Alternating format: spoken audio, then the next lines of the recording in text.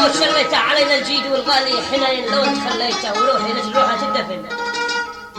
حنين غيبته علينا غيبتك لي حين سرته ولا جيته مغيب عننا طول الزمن.